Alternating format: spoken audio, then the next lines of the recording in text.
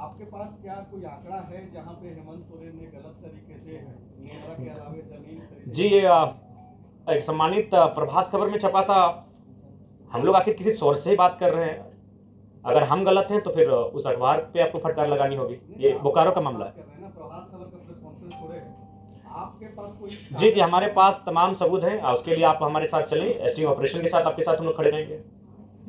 नियोजन नीति को लेकर के एक बातचीत सदन में हेमंत सोरेन ने कही थी, मुख्यमंत्री रहते हुए, कि भले ही 60-40 का ये चल रहा है, लेकिन प्रयास रहेगा कि 80% जो लोग हैं वो झारखंडी लोगों। तो कैसे करेंगे आप? नहीं, वही मैं आपसे वो जी, उसके लिए हम लोग सुझाव देना चाहेंगे कि जिस प्रकार से BC1 BC2 का आपने कैटेगराइज किया है, सेंट्रल लिस्ट में OBC है और जब वो राज्य में आता है तो BC1 BC2 बन जाता है। तो एक सुझाव हमारा रहेगा कि आप जनरल 1 और जनरल 2 में परिभाषित करें। आप 60-40 के बाद जो 20 आएगा उसको जनरल 1 में रखें और बाकी जो अगला 20 आएगा उसको जनरल 2 में रखें। जनरल 1 में ये शर्त रखें कि इसमें जो भी भरेंगे वो झारखंड के ही भरेंगे और उनका आधार होगा कि खतियान के आधार पर आपकी जो आवासीय प्रमाण पत्र निर्गत होंगे, आपके जाति प्रमाण पत्र निर्गत होंगे, झारखंड से निर्गत होंगे। और उसके बाद जो आप जनरल 2 रखेंगे जिसमें बाकी 20 बचेगा उसमें आप पूरे हिंदुस्तान को आमंत्रित कीजिए। एक बात ये बताइए कि आप आंदोलनकारी तो है नहीं, नेता हैं, चुनाव लड़ने जा रहे हैं। जी, ये जो कुछ नाम जो सार्वजनिक कर रहे हैं, जिनको नौकरी मिली है, जो बाहर के हैं, सुरक्षा का मसला आता है क्योंकि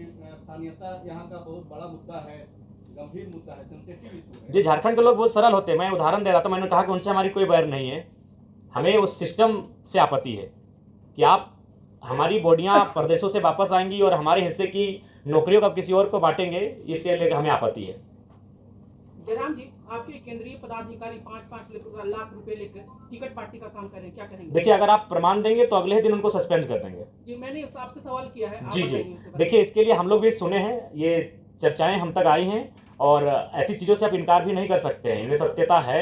हम लोग भी इस पर लगातार इंटरनली जांच कर रहे हैं। अगर ऐसे लोग सामने आएंगे और अगर प्रमाण हो जाएगा तो उनको हम लोग अपने संगठन से बाहर करेंगे। आपको विदेशों से भी फंड आ रहे हैं, उसके बारे में कुछ बताएं? जी, हम आप जब बोलेगा हम सार्वजनिक कर देंगे। अगर अभी समय दीजिएगा तो मेरा फोन पे सामने विदेशों से आए हैं, 1 रुपये से लेकर 10,000 20,000 तक आए हैं। वो प्रवासी मजदूर जो दुबई, कुवैत, मलेशिया में रहते हैं। आप चाहे तो मेरा फोन ले लें, हम आपको पासवर्ड भी दे देते हैं। मेरा आखिरी सवाल है, कितनी सीटों पे आप चुनाव लड़ेंगे इस विधानसभा में?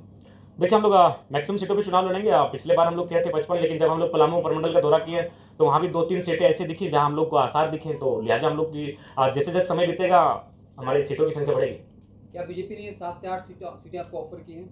देखिए, 2 विधायकों को मंत्री बनाने का ऑफर? देखिए, सबसे पहली बात, हमने तो ये नहीं कहा था बीजेपी, हमने तो अपने भाषण में स्पष्ट कहा था कि हाँ, ये सत्य है। ये तो हमने कई बार कहा है कि हाँ, ऑफर था, लोकसभा में भी था। लेकिन संगठन महामंत्री जो है वो सिर्फ जो है वो भाजपा में है। अच्छा, ठीक है, हम इस बार महासचिव, संगठन महामंत्री ऑब्लिक महासचिव, संगठन महामंत्री का जिक्र किया। देखिए, हम लोग भी मनुष्य हैं, आप भी मनुष्य हैं, कुछ शब्दों में त्रुटियां हो जाती हैं। जैसे अभी बातों ही बातों में हमारे आदरणीय बड़े भाई ने सजेस्ट किया कि हमें उनका अगली बार से हम कोशिश करें उनके राज्य के बारे में बताइए, उनके नाम को हम गोपनीय रखेंगे। हम लोग चलते चलते सीख लेते हैं, तो लिहाजा महामंत्री ऑब्लिक महासचिव। अच्छा, सीधा जवाब आप दीजिए कि बीजेपी के किसी नेता से आप संपर्क में हैं? नहीं, संपर्क में नहीं है, हम संपर्क में नहीं है। वे लोग हमसे संपर्क में थे और फिलहाल कुछ दिनों से कटे हैं।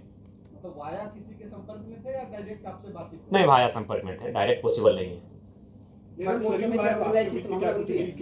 नहीं, सरयू जी से हमारी कोई बात नहीं हुई, ना कोई बात। नहीं, बिल्कुल भी नहीं होगी।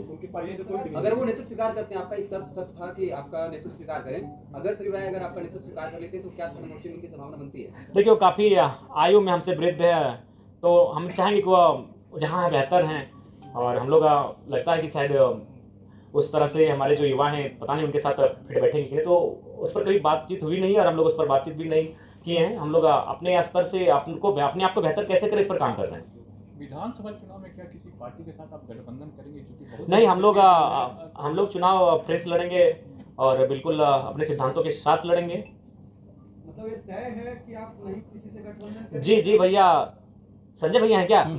दिख नहीं रहे हैं। जी भैया, ये पूरी तरह तय है कि हम लोग चुनाव बिना किसी गठबंधन के लड़ेंगे। एक बहुत बड़ा फैसला आया है सुप्रीम कोर्ट का जी, 25 साल से लंबित मामला था, जिसमें यह फैसला दिया गया है राज्यों के हित में और बोला गया है कि खनिज युक्त जमीन पर जो है राज्य अब टैक्स लगा सकता है। पहले जो रॉयल्टी की व्यवस्था थी इसके अलावा टैक्स का जो है आज सुप्रीम कोर्ट ने फैसला सुनाया है, इसको किस तरीके से देखिए, अगर राज्यों की खनिज पर अगर राज्य को भागीदारी मिल रही है या फिर राज्य को नियंत्रण देने की बात कही जा रही है तो ये स्वागत योग्य है। क्योंकि देखिए, दिल्ली में बैठे लोग नहीं समझ पाते हैं राज्य की समस्या को, और ये मनमानी होती है दिल्ली में बैठे। लेकिन अगर ये सुप्रीम कोर्ट का फैसला आया है तो इसका स्वागत है। हम चाहेंगे इस फैसले बिल्कुल और बेहतर से बेहतर ऐतिहासिक फैसले आए। हम तो चाहेंगे कि धीरे धीरे अगर आप इस देश की इकोनॉमी को एक आम व्यक्ति तक लेकर जाना चाहते हैं तो बाकायदा खनिजों पर उनकी मालिकियत का ही अधिकार दे दे। इधर आप कल दिल्ली भी गए थे? जी हमारे जो बड़ी उपाध्यक्ष महोदय हैं वो अस्वस्थ हैं, हम लोग रांची मिलने आए थे, पता चला वो दिल्ली चले गए, हम लोग भी चले गए, लेकिन काफ़ी कॉन्फिडेंशियल उनका इलाज चल रहा है, नहीं मिल पाए। तो हम पहले दुआ करेंगे, प्रार्थना करेंगे वो जहाँ है जिस हाल में है मजबूत रहे और स्वस्थ होकर जल्दी वापस आए। तो क्या उनको अभी विधानसभा चुनाव में इस लिस्ट से उतारेंगे? देखिए, ये तो हमारे संगठन का फीडबैक तय करेगा, ये जनता का भी फीडबैक जो सर्वे टीम करने जाएगी वो तय करेगी, स्क्रीनिंग कमेटी के पास जो रिपोर्ट पहुंचेगी वो तय करेगी, संसदीय बोर्ड तक जो आएगी वहाँ तय होगी। इस बार थोपे हुए लीडर नहीं दिए जाएंगे, और ना ही केंद्र अध्यक्ष जिनसे उनकी मित्रता है, गहरी मित्रता है, कोई उनके फेवरेट हैं, उनको हम मैदान में उतार देंगे, ऐसा भी भूल हम लोग नहीं करेंगे। अभी तक तय नहीं है कि नहीं, अभी कहीं किसी का तय नहीं हुआ है, मेरा खुद का तय नहीं हुआ है कि हम लोग कहाँ से चुनाव लड़ेंगे। किसी और से भी बातचीत चल रही है क्या? जी बातचीत तो हो रही है, और बहुत सारे प्रत्याशी एक विधानसभा में काफ़ी प्रत्याशी है जो अपनी दावेदारी को प्रस्तुत भी कर रहे हैं। लेकिन लोकसभा चुनाव में देवेंद्र नाथ महतो का परफॉर्मेंस किस तरह से देखते हैं आप?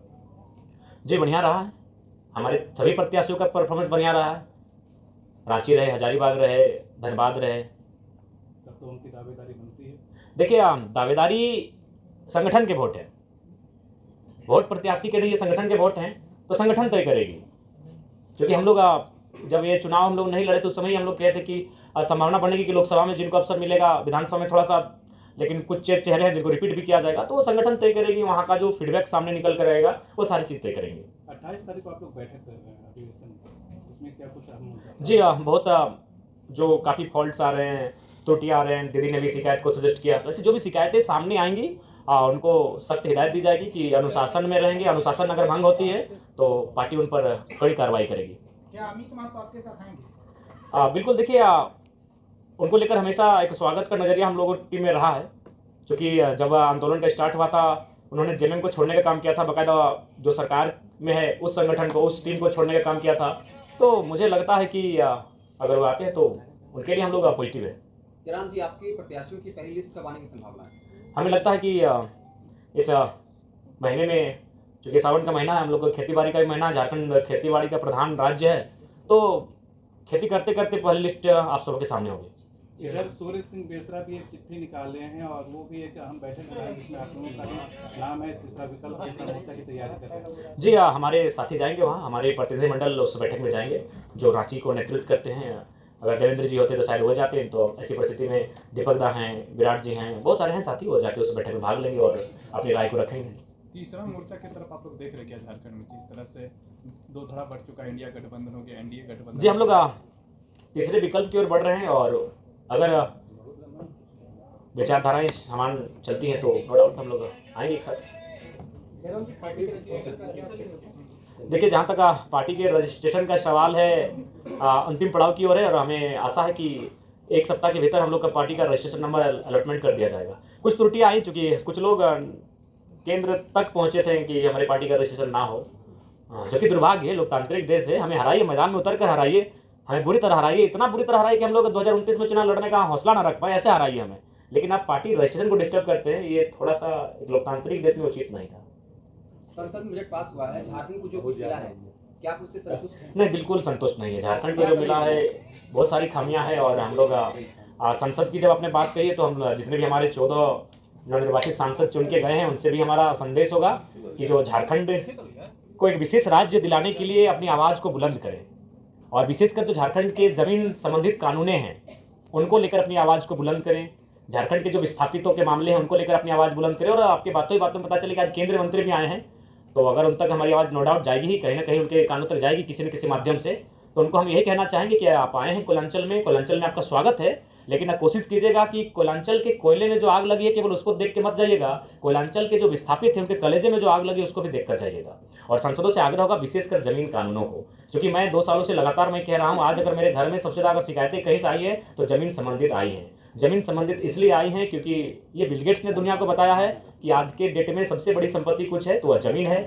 तो इसलिए यहाँ के लोगों की ज़मीनों पर जोरदार लूट मची है। वही उस समय जब CNT और SPT की कानूनें हैं, इन कानूनों को धराशायी करते हुए लूट जब मची है, तो ऐसे में सोच सकते हैं कि आम व्यक्ति न्याय के लिए कितना संघर्ष कर रहा है। तो इसलिए मेरा मानना है कि इस राज्य को एक विशेष राज्य का दर्जा दे, इस बात की आवाज़ उठाई जाए, इस राज्य को संरक्षण मिले, इस बात की आवाज़ उठाई जाए। और आवश्यकता है, नहीं तो आज देख सकते हैं असुरी जनजाति समापन की ओर है, विरोहरी समुदाय अपने बहुत मतलब समापन की ओर जा रहे हैं। बहुत सारे ऐसे समुदाय हैं जो लगभग नग्न हो रहे हैं। तो इसको अगर बचाना है, संरक्षण देना है, तो मुझे लगता है इस विषय पर पहल करनी चाहिए। जनाब जी, आप झारखंड बदलाव की बात करते हैं और जब झारखंड रांची राजधानी में आंदोलन का शुरुआत होता है, जब आप दूरी बताकर इसको विरोध देते हैं। देखिए, सबसे पहली बात, अच्छा एक बात बताइए, हम ऐसा थोड़ी है कि कहीं हम लोग पिकनिक स्पॉट पे बैठे हैं।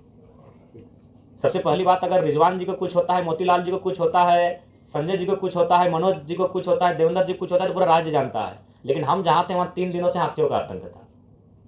अगर वहाँ समस्याएं नहीं होती, हम आते, हम समस्याओं के बीच घिरे थे। तो इसलिए सबसे पहली बात, आपको इस बात को जानना होगा कि एक समय में कई आंदोलन हम लोग करते हैं। जैसे एक दिन 4 जगह हमारी टीम धरना पर बैठी थी और चारों जगह कहीं 7 लाख, कहीं 12 लाख, कहीं 16 लाख मौजा लेके उठी। तो हर जगह जयराम महतो का जा पाना संभव नहीं है। हर आंदोलन को हम लोगों ने समर्थन किया है। तो संगठन इसीलिए होता है। आप किसी भी संगठन की बात कीजिए, क्या हर जगह आजसू या जेएमएम के केंद्रीय अध्यक्ष पहुँचते हैं? तो नो डाउट आज बीते 2 सालों में जनता की उम्मीद बनकर अगर कोई आया तो हमारा संगठन आया है। आप बगोदर का उदाहरण ले लीजिए, 21 दिन बाद मजदूर की डेड बॉडी घर पहुंची, लेकिन मुआवजा 5वें दिन पहुंचा था। आपने जैसा बोला कि हर जगह केंद्रीय अध्यक्ष नहीं पहुंच सकते, लेकिन जब उपाध्यक्ष को चोट लगती है, हर कोई मिलने पहुंचता है, आप मिलने नहीं पहुंचे। बिल्कुल पहुंचे, दिल्ली तक पहुंचे, लेकिन काफ़ी कॉन्फिडेंस रहा। और सुना ये भी कहा जा रहा है कि आपने देवेंद्र नाथ महतो को बाहर का रास्ता, पार्टी से बाहर का रास्ता भी। ऐसा आपको किसने कहा? इसमें कितनी सच्चाई? नहीं, बिल्कुल सच्चाई नहीं है। आप बाकी अगर कुछ लोग ऐसा माहौल बनाते हैं तो बड़ा दुर्भाग्य है। आखिर एक बात बताइए, देवेंद्र नाथ जी आज कई वर्षों से आंदोलन कर रहे थे, आज हम लोग साथ गए। आज रांची सीट वो खुद लड़ना नहीं चाहते थे, हमने फोर्सफुली उनको रांची सीट लड़वाया कि वहाँ सो कोई चुनाव प्रत्याशी नहीं है हमारा। आज मान के चलिए अच्छा सम्मानजनक वोट लाएं, तब लोगों की उनकी निगाह पड़ी। तो ये चीज़ें अगर कोई कह रहा है तो हमें लगता है बहुत ही दुर्भाग्य का विषय है। कल बीजेपी के एक प्रतिनिधिमंडल ने इलेक्शन कमीशन ऑफ इंडिया से मुलाकात की और उन्होंने कहा कि झारखंड में जो है डेमोग्राफिक चेंज हो रहा है, बहुत सारे विधानसभा क्षेत्रों में अप्रत्याशित तरीके से वोटर्स बढ़ गए हैं। आपका क्या ऑब्जर्वेशन है कि वाकई में झारखंड में क्या जनसंख्या की परिवर्तन आया है? देखिए, संभावना है कि जो हमारे सटे हुए राज्य हैं, सटे हुए देश हैं, उनसे आए हैं आबादी, और हमें लगता है कि हमें उस विषय पर गंभीर होकर चिंतन मंथन करना भी चाहिए, क्योंकि सबकी अपनी अपनी सीमा है, सबका अपना अपना क्षेत्र है, अपने अपने भौगोलिक क्षेत्र में सबका निवास है। तो इस बात का ध्यान होना ही चाहिए। देखिए, इस बात के लिए इसलिए मैं कहना चाहूँगा क्योंकि लोग भी इस बात को कहते हैं कि मान के चलिए कि भारत एक संवैधानिक देश है, कोई आता है, रहता है, बसता है। लेकिन मैं बार बार इस बात को कहता हूँ कि अगर कोई आके यहाँ बसता है और उसके बसने से अगर हमारी जो आबादी है उस पर अगर कोई प्रतिकूल प्रभाव ना पड़े तो स्वीकार कीजिए, लेकिन अगर उस पर अगर प्रतिकूल प्रभाव पड़ता है, उनकी भाषा, संस्कृति, परंपरा उनके, तो मुझे लगता है वहाँ प्रतिबंधित क्षेत्र होना चाहिए। जयराम महतो युवाओं का नेता रहा है, स्थानीय नियोजन नीति को लेकर के आगे बढ़ता रहा है, 32, 34, 36 भी करता रहा है। अब जो भाजपा के साथ जो संबंध गहरे होते जा रहे हैं, ऐसे में किसने कहा गहरे होते जा रहे हैं? अगर भाजपा से मेरे संबंध गहरे होते तो आप जयराम महतो से आज प्रेस कॉन्फ्रेंस नहीं कर रहे होते हैं, भाजपा के सांसद से कर रहे होते हैं।